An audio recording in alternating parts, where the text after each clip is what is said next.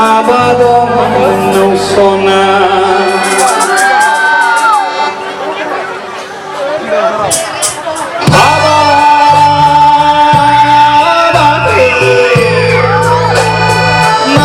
Jatuh tungo ng nawagi sona.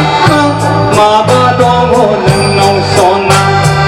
At iyaw kay gana di kabulog-ulog may karnay.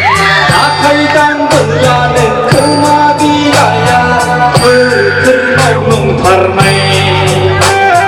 Hatiau berlalu kita kurlap ada cinta belah aki munsa. Abang sona majiat dengan sona bana.